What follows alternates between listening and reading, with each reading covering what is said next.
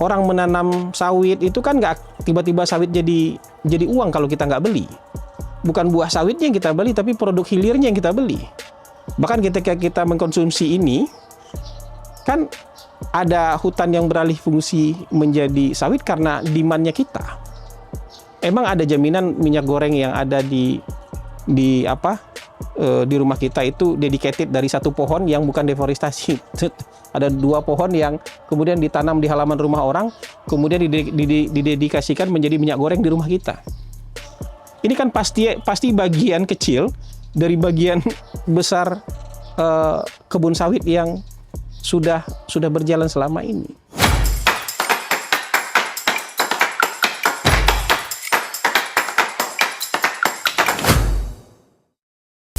Apa pendapat Abang soal kritik netizen terhadap statement Abang mengenai isu kopi, gorengan, dan banjir di Sumatera? Ada yang bilang, oh ini akibat hutan ditebangi. Mungkin, tapi kemudian jangan pukul rata. Karena selagi kita masih suka nih minum kopi, ada hutan yang berubah jadi kebun kopi. Kita makan gorengan, ini ada hutan yang berubah menjadi kebun sawit. Ini minum tempat begini, ada hutan yang mungkin digali perut bumi untuk dapatkan logam. Seperti ini kita menggunakan HP, ini kan macam-macam nih bahannya nih. Dan ini kan nggak turun dari langit. Ini ada perut bumi yang digali untuk kita bisa punya HP. Bahkan ketika mereka marah-marah soal hutan ditebang pakai jari itu pun, yang dipegang oleh jarinya itu hasil mengeruk perut bumi itu. Ada hutan yang ditebang itu, yakin. Kedengarannya memang masuk akal, tapi itu sebenarnya false dikotomi gitu. Jadi seolah-olah cuma ada 2 pilihan yang ada, antara melindungi hutan secara total gitu, atau ya eksploitasi besar-besaran. Padahal ya sebenarnya solusi kan banyak. Ada zonasi, ada tebang pilih, ada agroforestry gitu. Jadi nggak hitam putih sebagaimana yang digambarkan oleh Pak Hasan. Dan kedua, pernyataan soal orang minum kopi, makan gorengan, dan pakai HP tapi pada saat yang sama juga mengkritik, ini juga false equivalent. Jadi sebetulnya seolah-olah Pak Hasan sedang menyamakan aktivitas harian itu sama dengan pertambangan dan deforestasi. Padahal kan sebetulnya yang kita sedang perdebatkan ini bukan soal minum kopi. Karena isunya sebetulnya adalah siapa yang selama ini diuntungkan dari ekspansi industri.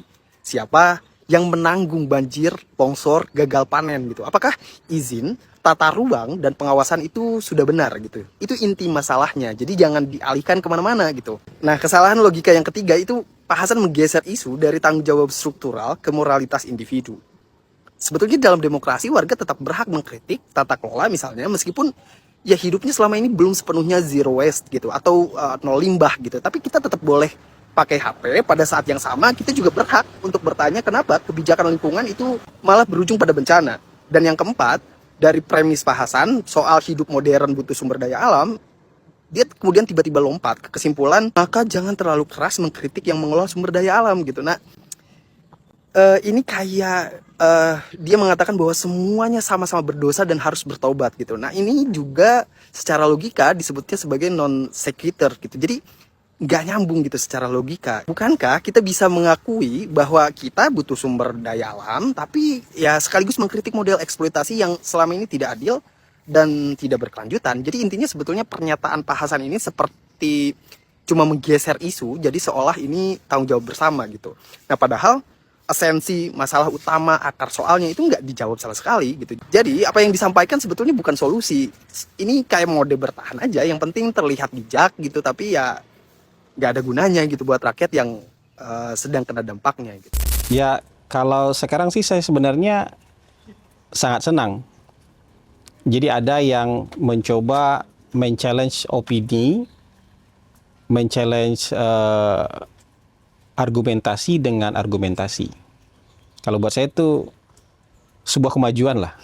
Kalau selama ini kan kita nggak di-challenge dengan argumentasi, tapi orang marah-marah aja gitu. Mau marah-marah aja. Dia mencoba dengan men-challenge dengan argumentasi, mungkin 2 orang lah ya. Yang menurut saya, menurut penilaian saya, itu mencoba men-challenge dengan argumentasi. Nah, kalau yang lain-lain menurut saya itu sudah efeknya sudah efek marah-marah aja. Karena yang men-challenge dengan argumentasi tadi ternyata juga menurut saya itu melakukan beberapa kesalahan. Kalau menurut mereka kan saya yang melakukan kesalahan berpikir. Tapi ini menurut saya mau tantang lagi nih, mau challenge balik nih. bukankah mereka yang melakukan kesalahan berpikir gitu. Jadi misalnya Adinda dosen mana tadi? Dosen UIN Ciputat. Kalau misalnya dia menonton gagasan saya atau pendapat saya secara utuh, kayaknya yang dia sampaikan itu sama persis dengan yang saya sampaikan. Karena saya bilang jangan pukul rata, ya, dilihat dulu penyebabnya apa. Kalau itu penebangan dilakukan di wilayah konservasi, silakan usut. Tapi kalau di hutan produksi, itu boleh ditebang. Ada zona, ada wilayah yang sudah ditetapkan menjadi perkebunan oleh pemerintah, bukan wilayah konservasi, itu hutan bisa beralih fungsi jadi kebun. Soal gorengan, soal kopi, soal cangkir, ini kan produk hilir dari alih fungsi hutan tadi sebenarnya. Gitu. Nah, kalau dilihat logikanya Adinda Hasanah Bolkiah itu, itu sama persis dia bilang, kan tidak serta-merta harus begitu, tidak harus dikotomi seperti itu. Kan ada zonasi katanya, mana yang hutan konservasi, mana yang hutan produksi. Sama pendapat kita. Pendapat kita sebenarnya sama. Nah, ini yang kemudian mungkin ada yang menyebabkan ini adalah karena karena hambatan semantik. Hambatan semantik itu ya kesulitan untuk mencerna kata-kata tapi fokus kepada contoh. Kesulitan mencerna pokok argumentasi tapi fokus kepada contoh, padahal pokok argumentasi kita sama. Atau misalnya hambatan psikologis. Kalau hambatan psikologis ya memang mau tempur aja nih sama ini orang gitu loh. Saya pokoknya nggak suka sama ini orang, jadi saya harus bantah ini orang gitu. Nggak apa-apa. Saya pernah kasih contoh lah. Kalau ini kan kayak kalau fokus pada kopi, fokus pada gorengan, fokus kepada cangkir, tisu, kertas koran. Koran-koran itu di zaman kejayaannya juga menggunduli hutan luar biasa loh. Tapi hutan produksi. Kan produksi oplah ketika di zaman kejayaannya koran-koran itu juga mengunduli hutan. Kita pakai tisu itu kan nggak turun dari langit. Tisu itu dari pohon yang ditebang juga. Bule-bule yang setiap hari mengkritik kita soal deforestasi itu, dia, mohon maaf ya, dia habis BAB, BAK, ceboknya mungkin segulung, menghabiskan satu gulung kertas tisu. Dan itu penggundulan hutan. Makanya saya bilang dudukan pada tempatnya. Kalau bicara soal logical fallacy, menurut saya justru ketika fokus kepada minum kopi mungkin ada ego yang terganggu. Ketika fokus pada gorengan ada kebiasaan yang terganggu. Seolah kebiasaan kita masing-masing itu menyebabkan terjadinya deforestasi. Tapi kita harus jujur bahwa kita itu demand-nya, orang menanam sawit itu kan nggak tiba-tiba sawit jadi uang kalau kita nggak beli. Bukan buah sawitnya yang kita beli, tapi produk hilirnya yang kita beli. Bahkan ketika kita mengkonsumsi ini, kan ada hutan yang beralih fungsi menjadi sawit karena demand-nya kita. Emang ada jaminan minyak goreng yang ada di rumah kita itu dedicated dari satu pohon yang bukan deforestasi. Ada 2 pohon yang kemudian ditanam di halaman rumah orang, kemudian didedikasikan menjadi minyak goreng di rumah kita. Ini kan pasti bagian kecil dari bagian besar kebun sawit yang sudah berjalan selama ini. Saya mau bicara soal logical fallacy yang disebut dengan Strawman fallacy. Jadi ada Strawman fallacy ini, orang nggak fokus kepada pokok argumentasi, tapi malah fokus kepada sesuatu yang lain. Saya pernah cerita mungkin sama kalian, waktu saya LK2 di sebuah kota, LK2 HMI ini, Intermediate Training HMI, di sebuah kota di Sumatera, itu kan pesertanya hampir dari seluruh Indonesia. Nah, ada misalnya si A waktu itu, dan ini menimbulkan kericuhan. Untuk sesuatu yang nggak penting, Strawman fallacy ini, itu menyebabkan kericuhan di Intermediate Training HMI waktu itu. Jadi ada seorang, sebut aja namanya A. Dia menyampaikan sebuah ide. Ide ini tidak ditangkap dengan baik oleh peserta training. Lalu ada anak dari cabang lain, dari provinsi lain yang kemudian sebenarnya sepakat dengan ide si A. Kemudian dia berdiri bilang, saya mohon izin interupsi. Supaya kita semua lebih mengerti, saya mendukung gagasannya teman A tadi, tapi saya ingin meluruskan apa yang dia sampaikan. Ini si A tadi, walaupun mau didukung, pokok argumentasinya dia sama dengan yang mendukung tadi, dia berdiri, dia marah sama si B. Kenapa? Dia tersinggung karena dianggap pikirannya tidak lurus, karena teman tadi mau meluruskan pikirannya. Jadi dia nggak fokus sama pokok argumentasi dan dukungan yang diberikan oleh si B. Dia fokus kepada kenapa Anda merasa harus meluruskan pikiran saya. Tidak ada satupun anak HMI cabang X yang pikirannya tidak lurus. Ini penghinaan terhadap cabang kami. Ricuh. Nah ini sama. Mereka tidak fokus dengan pokok argumentasi, tapi fokus kepada hal-hal lain yang kemudian menyebabkan distraksi. Nah ini kemungkinan, kalau memang tidak disengaja, mungkin karena videonya dipotong tidak proper. Atau memang iya ada hambatan semantik aja untuk memahami pokok argumentasi. Atau ada hambatan psikologis, pokoknya gue mau beda sama ini orang. Nah, makanya saya bilang, sebuah kebijakan itu harus dipikirkan dari hulu sampai hilir. Kan nggak bisa hari ini kita ada bencana, apalagi bencana itu dipicu oleh adanya siklon, ya. Kemudian hari itu juga tuding si A, si B, si C jadi penyebab bencana. Tuding perusahaan A, B, C menjadi penyebab bencana karena mereka serakah. Penyebab bencana kan harus dikeluarkan oleh orang-orang yang otoritatif. Lembaga kajian kah, lembaga riset kah, ya, atau pihak pemerintah. Tapi dari orang-orang otoritatif dan mungkin tidak segampang itu mereka menunjuk hidung ini penyebab. Nah ini hari pertama udah keluar nama deretan perusahaan serakah nomik penyebab banjir di Sumatera. Dan mungkin sebagian besar perusahaan-perusahaan itu adalah perusahaan yang comply dengan aturan. Perusahaan yang hanya menanam di wilayah-wilayah produksi dan wilayah eksploitasi dan tidak masuk ke wilayah konservasi. Makanya saya bilang yang perlu diusut itu kalau ada pelanggaran adalah yang pertama pelanggaran ada nggak melakukan eksploitasi, penebangan dan macam-macam di wilayah konservasi. Kalau ada itu kejar dulu. Ada pelanggaran untuk pembukaan kawasan hutan nggak?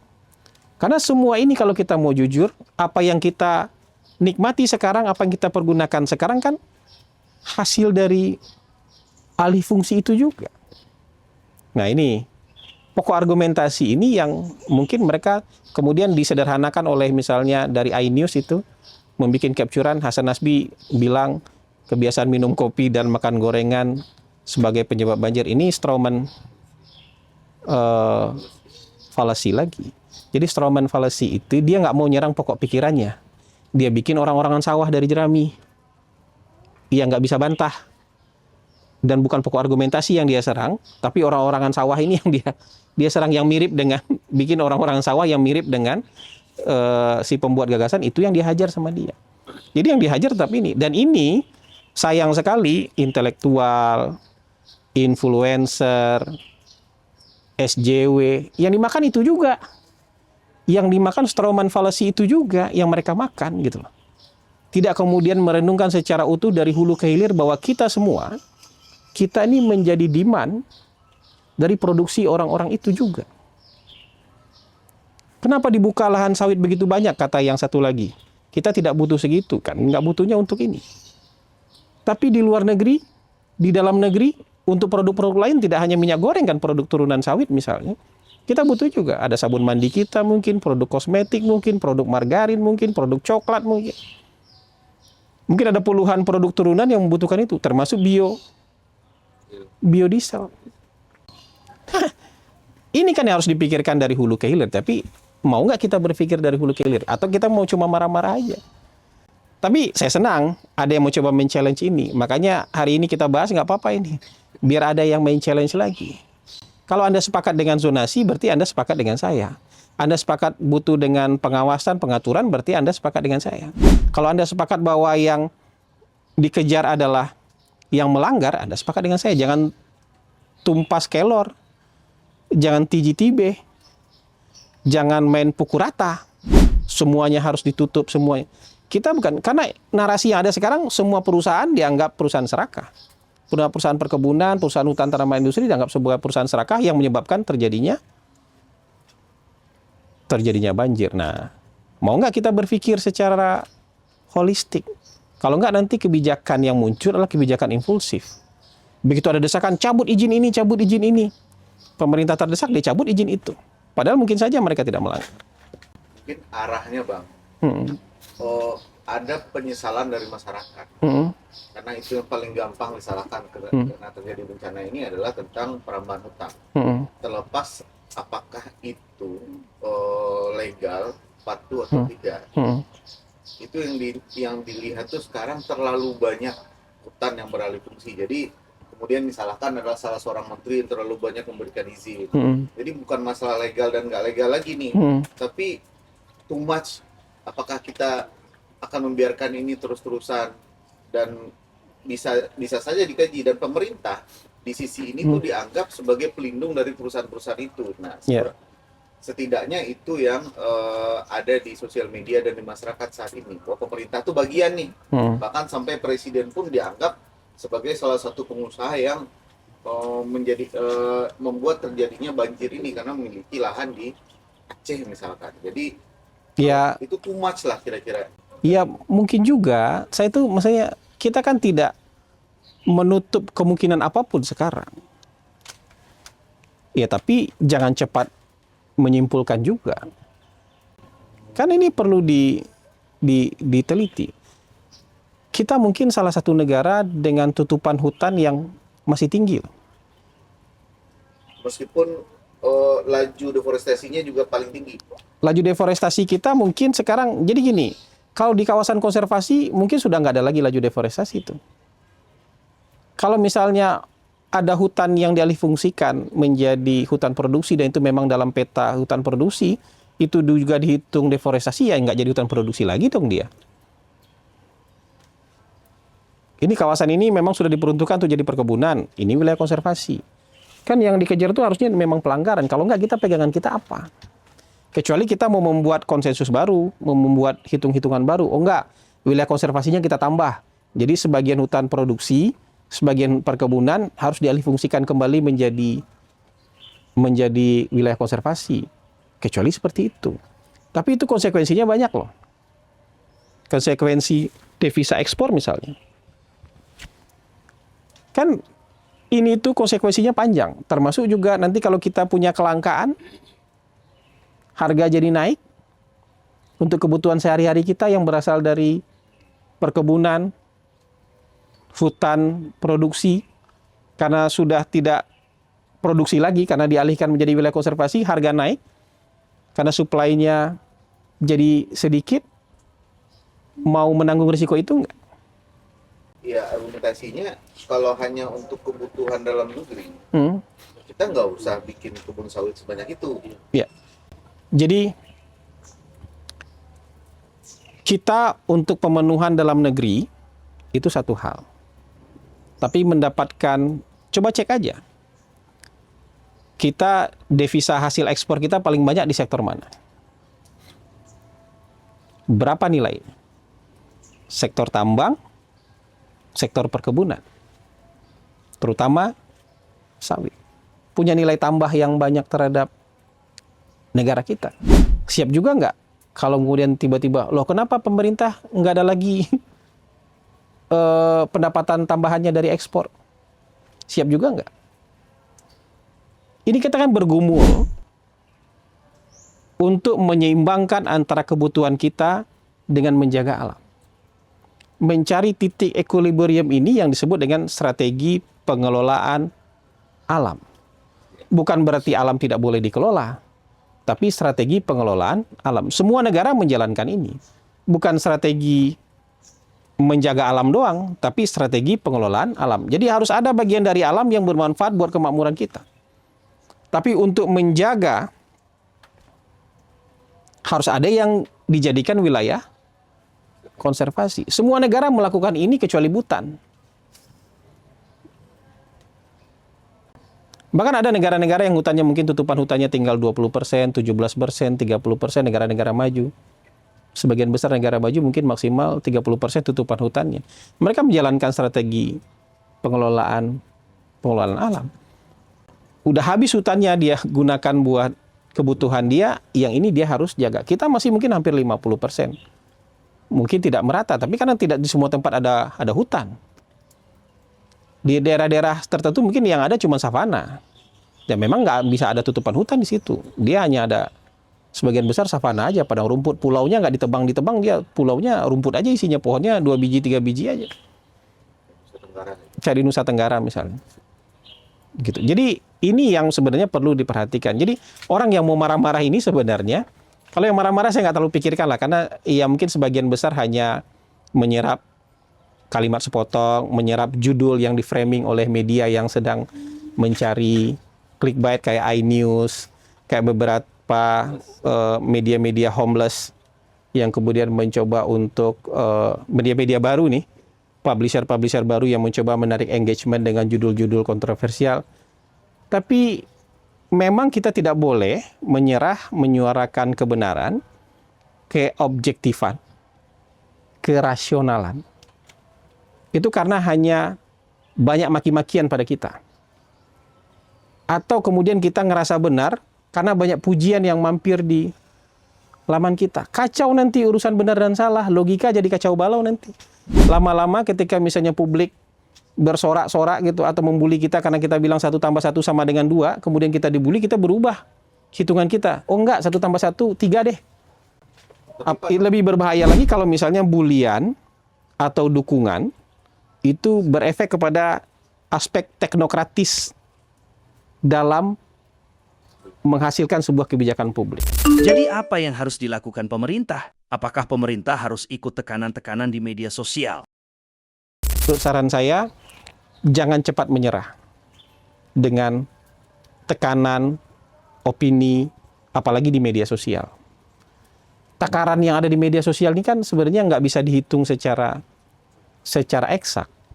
Bulian-bulian dan makian ini kan kita nggak tahu datang dari siapa aja dan berapa sebenarnya porsinya. Berapa persen sebenarnya orang-orang yang ikut seperti ini. Mau 1.000, mau 2.000, mau 10.000. Iya, unique usernya. Ini orangnya sama apa enggak, kita kan harus benar-benar hitung. Dan itu pentingnya kita menjalankan survei opini publik ke masyarakat supaya exact number-nya itu kita benar-benar dapat. Kalau kita misalnya menjalankan keputusan secara impulsif misalnya, gara-gara pikiran yang cepat sehari 2 hari bikin kesimpulan, kemudian kita nggak pikirkan efek jangka panjangnya, itu mungkin cost yang kita bayar jauh lebih mahal. Dalam kebijakan publik itu namanya ada the Cobra Effect. Cobra Effect itu, ini kayak anekdot lah, atau ada yang bilangnya tipu India lah. Karena ini kejadiannya di India pada masa kolonial Inggris. The Cobra Effect ini sebenarnya karena terlalu banyak ular kobra yang berkeliaran, pemerintah kolonial ngerasa ini berbahaya nih. Jadi pemerintah kolonial Inggris kemudian kasih insentif kepada warga lokal, pokoknya Anda yang berhasil ngebunuh ular kobra dapat insentif. Ya. Orang berlomba-lomba, orang nggak lagi bertani, beternak, orang nyari kobra aja, nyari kobra, kemudian serahkan ke pemerintah kolonial, dapat uang. Sesederhana itu, wah orang berasa, oh urusan ular kobra beres nih, ya kan? Tapi buat orang yang mikir, ada orang yang mikirnya entrepreneur, dia lihat celah, oh kalau gitu kita nggak usah yang lain, kita ternak kobra aja, ngapain kita ternak kambing, ternak ayam, kita ternak kobra aja, lebih jelas. Ternak kobra, antarin bangkainya ke pemerintah kolonial, dapat uang. Sampai akhirnya pemerintah kolonial Inggris sadar, oh ini kok kobra nggak bisa habis, malah tambah banyak nih. Kini tambah banyak, oh ada yang ternakin kobra. Terus di stop programnya, program impulsif kan, di stop programnya. Orang yang tadi udah terlanjur begitu banyak orang ternak kobra, Ya udah, kobranya kita lepas lagi aja. Kan nggak ada demand-nya, kita lepas lagi aja kobra. Akhirnya yang awalnya kobranya nggak seberapa tapi ditakutin, kemudian sekian kali lipat kobra yang beredar di India gara-gara programnya diberhentikan. Jadi kita kan harus mikirin yang seperti ini. Jadi keseimbangan itu penting. Atau seperti yang pernah terjadi di Cina, pernah terjadi di Amerika juga ada yang terkenal tuh di Taman Nasional Yellowstone tuh. Jadi akhir tahun 1800-an itu orang ngerasa ini serigala nih pengganggu banget nih, hewan ternak diganggu.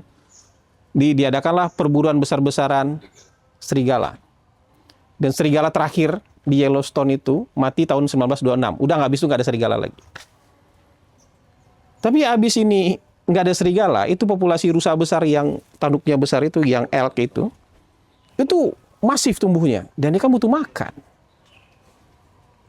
Dia butuh makan, nggak ada predatornya lagi, dia butuh makan, itu tunas-tunas pohon aja dimakan sama dia. Jadi di pinggiran sungai itu udah nggak ada vegetasi lagi. Banjir besar, berang-berang punah, burung-burung nggak ada, sungainya makin lama makin erosi, pinggiran sungainya berubah terus. Terus mikir, setelah 70 tahun sadar, oh iya, kalau gitu kita hadirkan lagi deh serigala di sini. 1995, berarti 70 tahun tuh, diantarin lagi serigala masuk ke dalam Taman Nasional Yellowstone setelah menanggung ongkos yang, jadi kebijakan memang nggak bisa impulsif. Makanya usulan saya adalah cari orang yang melanggar hukum, itu yang dikejar. Cari orang yang salah, itu yang dikejar. Jangan main tumpas kelor. Selama orang itu tidak salah, nggak usah dibawa-bawa. Nggak usah dituduh-tuduh, nggak usah dibikin list-list perusahaan ini A, B, C, D. Ada tuduhan salahnya nggak? Ada pelanggarannya nggak di situ? Karena kalau tidak, ada efek di hilir yang akan kita terima nanti. Nggak usah gitu deh, harga minyak goreng naik 1.000 aja nanti. Uring-uringan. Naik 2.000 harga minyak goreng, uring-uringan demo lagi pemerintah lagi yang salah. Tahun 2021 itu kejadian besar kan? Pas bulan puasa lagi. Jadi ini yang harus kita pikirkan, nggak boleh main tumpas kelor, nggak boleh main TGTB. Jadi orang-orang yang sekarang menganggap dirinya punya pengikut banyak, menjadi influencer, justru Anda harus lebih bijak berpendapat, karena pendapat Anda kemudian bisa menjadi diikuti oleh orang banyak. Pendapat saya di-challenge, saya senang, tapi dengan argumentasi. Kalau hanya marah-marah, saya ngerasa ini nggak ada kualitasnya kalau hanya marah-marah. Saya tahu komennya nih, Hasan Nasbi dibayar oleh pengusaha-pengusaha sawit. Silakan. Ada nggak Bang? Ada nggak Bang? Bisa? Nggak, belum. Bang, dengan narasi Abang sampaikan ini dan juga tadi ya digoreng, dimasak oleh influencer, akhirnya publik belok dari maksud yang Abang mau sampaikan. Iya. Nah, sehingga publik itu dengan mudah mengambil kesimpulan Abang ini tidak pro lingkungan, Pak, dari narasi yang Abang sampaikan. Nah, menurut Abang menanggapinya gimana? Ya kan ada masanya, kalau kata Nabi itu, kalau kita menggenggam kebenaran tuh kayak menggenggam bara. Saya nggak akan mundur hanya karena bulian. Dan saya juga nggak akan besar kepala karena pujian gitu. Ini ngerusak psikologis kita. Orang yang sedikit menyerah, sedikit minta maaf karena dibully, padahal tidak melakukan kesalahan, sebenarnya itu kan akhirnya membuat batas antara yang benar dengan yang salah itu hanya sekedar viralitas.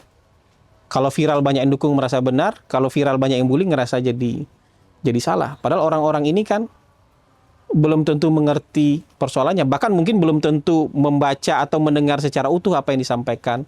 Nah, repot kalau negara diatur dengan cara kayak begini. Kalau dengan cara kayak begini nanti ketakutannya Plato soal demokrasi itu jadi kenyataan. Plato bilang demokrasi itu sistem yang cacat karena soal-soal begini.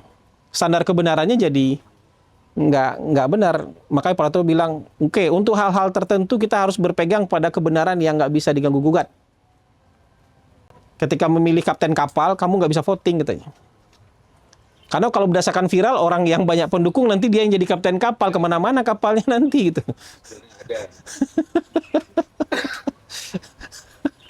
Kemana-mana kapalnya nanti. Nah ini Tapi kalau misalnya saya dituding macam-macam seperti itu tuh kan udah biasa. Kalau soal tidak pro lingkungan, gini, kita pro lingkungan tuh nggak cuma diomong-omong. Buktikan dengan apa? Dengan tindakan. Anda yang ngomong-ngomong begini di rumah sudah pilah sampah belum?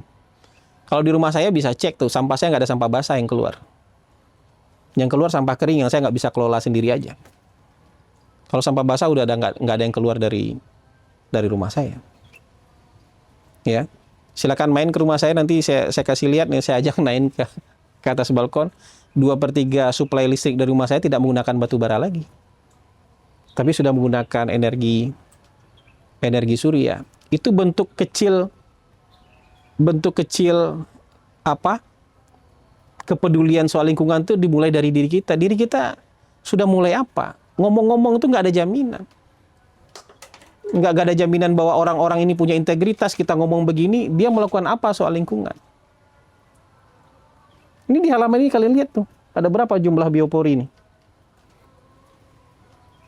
Supaya apa? Supaya air meresap ke... Mungkin saya rasa ada lebih dari 20 biopori di halaman ini kalau kalian mau hitung. Jadi kepedulian dalam soal lingkungan itu nggak hanya ngomong-ngomong soal yang besar-besar, tapi dalam keseharian kita juga harus bisa lakukan itu. Ini sampah daun, sampah kering ini nggak ada yang keluar dari lokasi ini, udah ditumpuk semua di belakang sini untuk menjadi kompos. Peduli lingkungan itu nggak cuma ngomong yang besar-besar gitu. Itu sama kayak teman-teman saya yang aktivis-aktivis demokrasi ngomong yang besar-besar segala macam di restoran, pas bayar nggak bisa. Ya, misalnya yang kayak gitu-gitu. Jadi memulai dari diri sendiri. Banyak contoh yang soal kepedulian. Istri saya kerjanya ngumpulin minyak jelantah di komplek untuk kemudian dikasihkan ke pengepul. Itu kepedulian terhadap lingkungan. Minyak jelantah nggak kita buang ke saluran air. Jadi nggak usah ngomong yang besar-besar dulu. Mulai dari diri kita lakukan apa?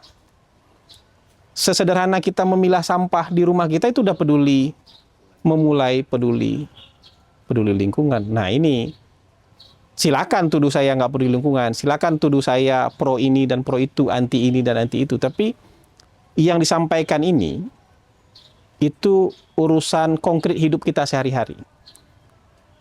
Urusan sebab akibat yang akan punya efek terhadap kehidupan kita sehari-hari. Jadi pikirin aja. Kalau mau bantah lagi silakan kok. Berdasarkan argumentasi senang tuh sama dua orang itu. Jadi kalau dia bikin video lagi soal bantahan ini, saya senang tuh. Yang tadi bilang misalnya, wah kita nggak butuh sebanyak itu buka kebun. Siap nggak negara kita kehilangan devisa? Yang efeknya kepada mereka juga ketika pendapatan mereka negara berkurang, efeknya terhadap Anda juga. Devisa ekspor kan gitu. Karena lihat aja, cek aja devisa ekspor kita dari sektor mana.